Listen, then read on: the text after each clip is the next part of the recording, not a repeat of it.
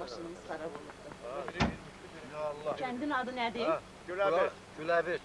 Sarı aşırın kəndi. Sarı Aşırın kəndi. Qəbridir orada. Bilmirəm Sarı indi Aşırın necə kəndi. görünür kənd, bir hissəsi görünür. Bax, elə oturmazdı. Necədir? Saraşın qəbridə oturmazdı. Kümbə Sarı Aşırın qəbri. Qaydan baş, əgər hava yaxşı olsa, bir də vaxtımız olsa gedib bir orada baş çəkərik. Amma indi... Başlayır, buradan qayıdıb başlayır sola qədərdir. Deməli, bu Laçına gedən yoldan biz irəliləyirik. Sürücümüz Telman bəy dedi ki, təxminən bir 20 metr bundan qabaq getdiyimiz yol ən təhlükəli bir yeridir. Çünki bax, indi təəssüflər olsun ki, kamerada çox zəif görünür, ətraf dumandır. Üzbəyüz dağlar Ermənistan tərəfində Gorus rayonunun ərazisidir. Əvvəllər bu yollara hətta mina qoyurmuşlar.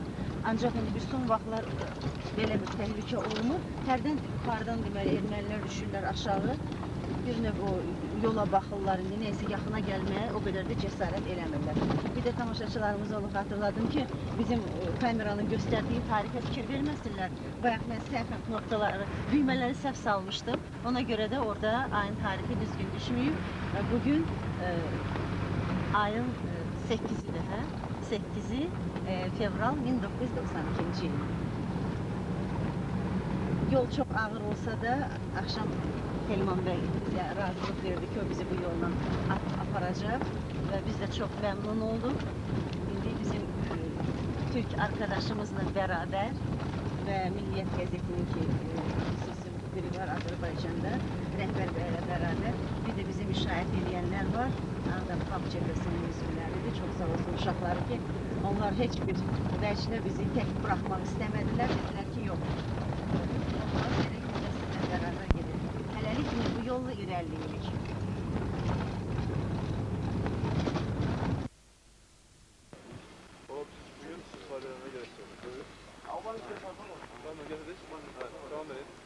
Bu Sultan Qrantanın su köməkçisinin sultasıdır. Sonra bir şey mən deyim, əvvəlcə sonra siz davam edəsiniz. Bu qara olanlar inəkli qranata qumbaralardır. Bunlar uçevmidir, bunlar boşdur. Burada bu Zafar bunu sürdür. Ancaq bu öldürür, patlayış vermir.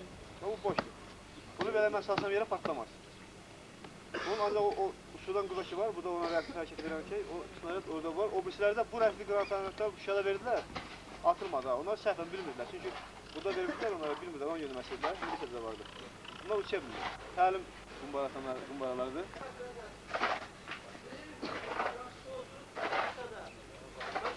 Granatın özlərində yazılır. Burada yazılır, inek mi? O granatamyotda Bayavur granatdır. Bayavur granatı. Bu deməli bu Bayavur açılır. Onları sen sonra yerine koydun.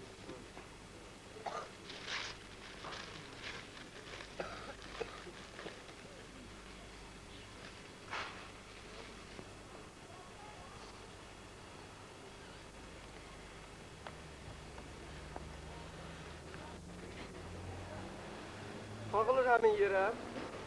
Granatı qoyulur. Uç hissəsindən qoyulur içəri. Bu da dəvlər, görsən? Ha? Telefon sil bağlı. Deməli, binanın olması təhlükəlidir. Arif Paşayev, bu adı çox eşitmişdim. Bu addan xəbərim vardı, ancaq heç güman eləmirdim ki, elə bugün Laçına çatan kimi Arif bəy sizlə görüşəcəyik. İndi gəldik, gördük ki, uşaqlarımız təlim keçirlər. Əvvəlcə istəyirik ki, rayonumuzdakı vəziyyətdən xəbər tutaq. Bugün üçün vəziyyət necədir? Bugün üçün vəziyyət belədir ki, deməli bizim Ermənistanla 130 km qədər sərhədlərimiz var. Dağlıq Qarabağ ərazisindən 160 km qədər sərhədlərimiz var. Böyük hərbi texnika, böyük miqdarda yığılıb Ermənistan sərhədlərindən. Deyəli texnika. Eyni zamanda Dağlıq Qarabağ ərazisindən o koridor kəsməsi. Bir sözün, burada o müqavimət göstərməyə, yəni bir iş görməyə ən çox güc sizin üzərinizə düşür. Və deyilənə görə elə biz hələ aşağıda olanda, aşağı deyəndə, yəni Qarabağın o aşağı hissəsində olanda, orada da çox dedilər ki, sizin böyük səyiniz, böyük bardız işlər sayəsində onlar necə deyim, bura bir növ nə bata bilmirlər, nə də ki elə güclü bir həmlə eləyə bilmirlər. Əvvəllər şəxsiyyət xarakterli hücumlar olurdu Laçına. Sonra bu hücumların nəticəsi ermənilərə sübut elədi ki, çox itkilər vermək lazım gəlir ermənilərə bu ərazidə. Son vaxtlar buradan vəziyyət mütləq sakitdir. Bir də hərək verir. Ancaq bir məsələ mən deyim ki, bu Laçının strateji əhəmiyyətini biz uzun müddət çox adamlar başlamışlar ki, Laçın stratejiyyətdən çox həlledici yer verək ki, çünki hətta deyək ki, müəyyən ərazilərin verilməsi Qarabağın verilməsi demək deyil. Ancaq Laçının gedilməsi imkan verir ki, ermənilər qüvvələrin kəsilmə sürətdə Dağlıq Qarabağa yerləşdirə bilsinlər. Aktivə sürətlərlə yox. Demək, asıl sürətdə yollar açılır. Məsələn, bu transportirovka məsələləri hazırlaşır onlar üçün qüvvələrin yerləşdirməsi. Ona görə Laçının strateji əhəmiyyəti böyükdür. Laçın relyefdə elə ki, əgər biz buranı əldən versək, sonra buranı almaq üçün çox çətin olacaq. Və eyni zamanda Laçının özü alınmazdı, özü də belə gümanlı ki, alınmazdı. Deyirlər ki, alınmaz bir qalanı xatırladırlar üçün. Bura bir artıq qala adı da veriblər. Hərçənd heç əvvəllər belə bir söz deyilmirdi. Yəqin həm də indi hamı anlayıbdı ki, doğrudan da Laçın elə bir yerdə yerləşir ki, onu nəyin bahasına olursa olsun, həm saxlamaq, həm də eləmək lazım ki, düşmən buradan güclü müqavimətə rast gəlsin. Mən bir şeydə, bax sizin o texnika ilə müəyyən təminatınız necədir? Yəni mən indi tamamilə bunu bilmək istəyirəm, ümumiyyətlə necədir? Onlar eşitdiyimə görə çox güclü silahları var. Məsələ budur ki, adətən mən şəxsən əleyhinəyəm çox şeylərin televiziyada verilməsinə. Yox, əlbəttə elədir. Bu belə məsələlər var ki, görürsünüz birdən danışıqlar verirlər, intervyular götürürlər. Orada açıq-aşkar deyir ki, nə silahlarımız var, sayı nələrdir. Bu məlumatlar televiziyasından ötürülür onlara. Onlar baxırlar, görürlər. Sadəcə məsələni belə qoymaq lazım sualı. Öhdəsindən gələ bilərik, yoxsa yox? Bu iki sualdan biri olmalıdır. Mən izah verirəm ki, öhdəsindən gələ bilərik. Allah qoysun. Gün o gün olsun ki, elə öhdəsindən gələsiniz ki, onların nəfəsini elə kəsəsiniz ki, bir də Dağlıq Qarabağ, nə də ki, başqa bir eşqə düşmürələr. Oğlandır, sıra-ı Əhməd, başlanıyor, cəhdilir, çoxlu məktublar, Əhmədin bir gözəl nişanlısı var. Başlanıyor, gətirir, çoxlu məktublar, Əhmədin bir gözəl nişanlısı var. Hey, Əhmədin bir gözəl nişanlısı var. Qalmır, dostlarından qalmır geri, qorxmur, görəndə çətinlikləri. Qalmır, dostlarından qalmır geri, qorxmur, görəndə çətinlikləri. Hər gün eləyir vətənə xidmət, vaxt beləli marşirəli Azərbaycan əskəri. Marşirəli, marşirəli Azərbaycan əskəri. Yastığımız məzardaşı, yorğanımız qan olsun. Biz bu yoldan dönər olsaq, namus bizə ar olsun. Nə gözəldir ölmək bizə bu gözəl vətən üçün. Yanar ürək yurd eşqilə daima için. Nə gözəldir ölmək bizə bu gözəl vətən üçün. Yanar ürək yurd eşqilə daima için. Marş irəli, Azərbaycan əskəri. Marş irəli, Azərbaycan əskəri. Marş irəli, Azərbaycan əskəri. Marş irəli,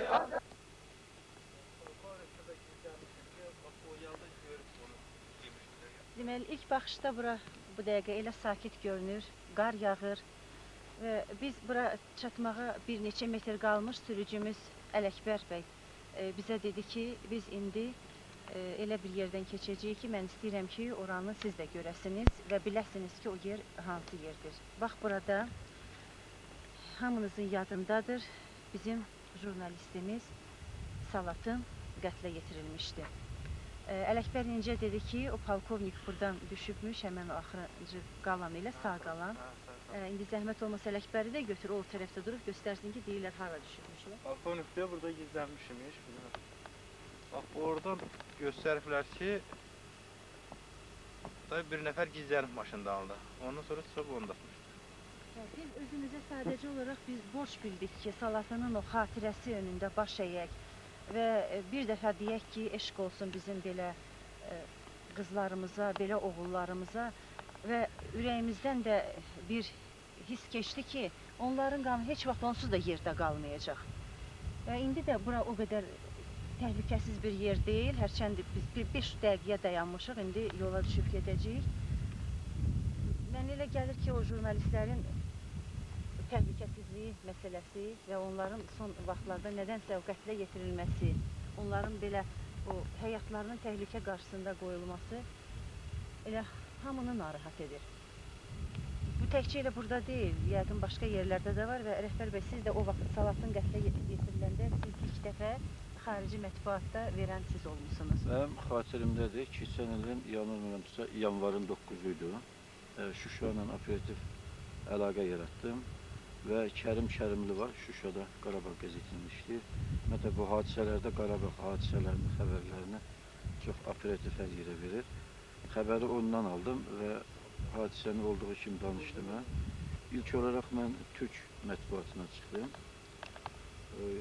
Anadolu Ajansına. Və 2 saatdan sonra demək olar ki, hadisə bütün yerə çatdırılmışdır. Ümumiyyətlə, burada bizim dayanmağımızın həm də bir simvolik bir şey var. Bizim rəhmətli Salatını yad etmək və eyni zamanda Salatının o qətlə yetirdiyi yerdə indiyənə kimi o itirdiyimiz jurnalistlərin hamısını yad etmək. Ali Mustafayevdən tutmuş, Osman Mirzəyevdən və ümumiyyətlə başqa şeylərdən. Və bir də elə bu hadisə yerində bir onda xatırladaq ki, doğrudan elə bu savaş mühabiri deyirlər Türkiyədə buna. Biz o müharibədə gedən önündə həmişə olan hadisələri ora çatdıran müxbirlərik. Bizim təhlükəsizliyimiz öz yerində. Ümumiyyətlə, bu hadisələrdə də Azərbaycanda nəsə mən elə gəlir ki, o jurnalistlərə bu baxımdan həm təhlükəsizliyini gözləmək, həm onlara hansı bir operativlik kömək göstərmək. Məsələn, bu 2 gündə biz bunu Ağdamda, Laçında, inşallah Şuşada da görəcəyik. Hadisə yerinə gəlib jurnalist, ona hər cürə yardım lazımdır ki, o bizim burada xalqın faciəsini göstərək. Və çox vaxt da bizə yabancı bir söz deyirlər, sənin burada nə işin var? Arkadaş, elə bizim işimiz buradır da. Sən gəlib canını qoyursan, sən vətəni, torpağa qoyursan, biz də səni qoruyub, sənin haqqını bütün dünyaya göstərməliyik. İstəyirik ki, hamı necə var, hadisələri necə baş verirsə, onun hamısından xəbər tutsunlar. İrfan bəy, sən deməli biz Azərbaycanda o mühabirlərin, basın adamlarının durumunu anlatdıq. Sən də demək olar ki, Türkiyədə və bir Türk mühabiri kimi Azərbaycanda bu savaş mühabirinin mövqeyi nasıl görüyorsunuz? Şimdi Azerbaycan'da olduğu gibi bütün dünyada gazetecilerin yani jurnalistlerin hiçbir güvencesi yok. Aynı durum Türkiye'de de var. Birçok gazeteci arkadaşlarımız sürekli olaylara gittiği zaman, olayları görüntülemeye çalıştığı zaman gerek polisten olsun, gerek teröristler tarafından sürekli saldırılara ve baskınlara uğruyorlar. Bunun için işte dünya çapında, dünyanın birçok bölgelerinde bulunan birçok savaşlarda dünya çapında bazı kurulan örgütler var. Mesela Dünya Gazeteciler Federasyonu gibi. Bunlar bizlerin haklarını korumaya çalışıyorlar. Fakat yeterli değil. İlk etapta tabii gazetecilerin yaşadığı yerlerde hükümet tarafından, devlet tarafından onların can güvenliği emniyete alınmalı. Onların rahat çalışmaları sağlanmalıdır. Biz bir daha Salatının xatirəsini yad edirik və deyirik, Allah Salatına, onun kimi bu Qarabağ torpağı uğrunda həlak olan bütün oğullarımıza, bütün qızlarımıza rəhmət eləsin. Allah rahmet eylesin. sağ qalan jurnalistlərə kömək eləsin. Amin. Sağ olun.